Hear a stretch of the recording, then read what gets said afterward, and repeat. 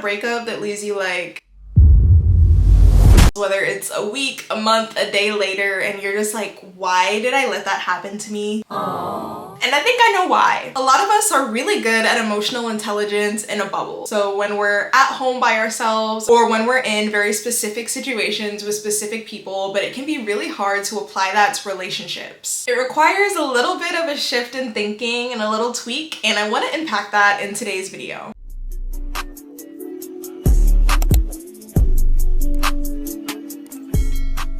So y'all know Auntie is 26, okay? And I have had my fair share of just hot mess relationships. Awful breakups where I just couldn't figure out what happened. And when I peel back the layers on those relationships, I understand that these relationships are a direct reflection of my self-concept at the time. And emotional intelligence has saved me. To put it plainly, emotional intelligence is the capacity to be aware of and to control your emotion. It's about knowing yourself, managing your emotions, and being able to stop self-sabotaging. So contrary to popular belief, I think that low self-worth is actually really hard to clock.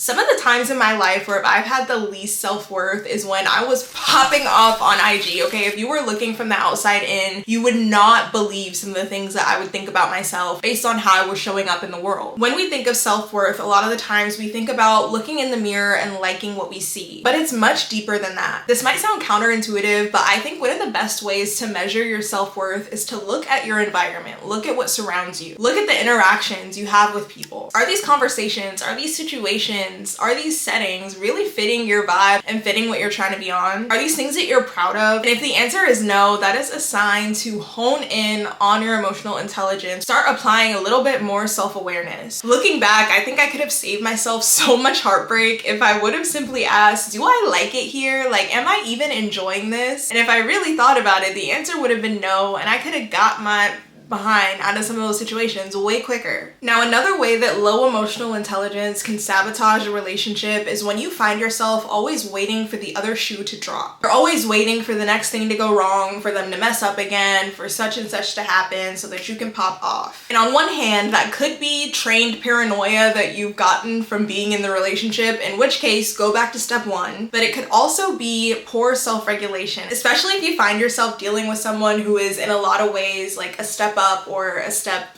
next from your last partner. And having emotional intelligence, having that self-awareness and being able to control and self-regulate helps you to quell those emotions. And this is something that I struggled with really early on in my relationship. If you don't know already, I'm with my man. He is the best thing that ever happened to me, and I had some really rough relationships before him. So getting to the point where I really trusted him, where I really felt safe in the relationship, took a lot of work on my end. And 5 years later, I continue to do that work. Like, there will be times when maybe I've had a busy day at work and I'm stressed or a little bit anxious, and then my man tries to cuddle me, and because of that other stress, I may tense up or I may not be as receptive to the love he's trying to give me. So in those moments, I have to recognize what I need and maybe say, hey babe, I'm gonna go to the room for a little bit, I'm gonna sit, I'm gonna breathe and meditate, and then I can come back and we can hang out and be all lovey-dovey. And it's really important to do that, because if not, you find yourself punishing people who are trying to love you and trying to pour into you just because you're not ready to receive. So if you feel that way, do what you need to do to get there and then let it happen. Now, the last way that low emotional intelligence can sabotage a relationship is when you start doing the sabotaging and you self-sabotage. This could look like starting little fights out of nowhere, or maybe pulling back and being more avoidant so that you don't get hurt. And all of that ties to low self-empathy, because emotional intelligence, a core tenet of it is loving yourself first. So over the years, I have learned to really ask what I need. With some of my exes, I dealt with a lot of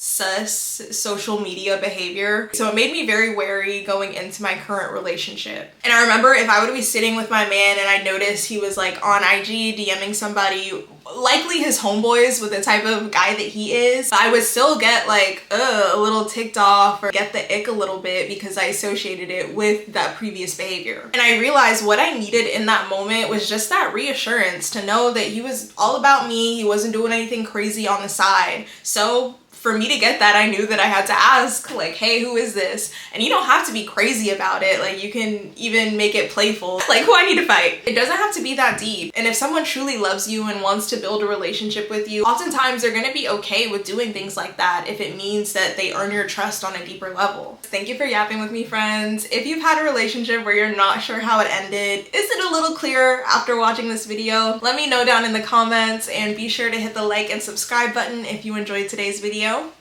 I'll see you next time. Bye.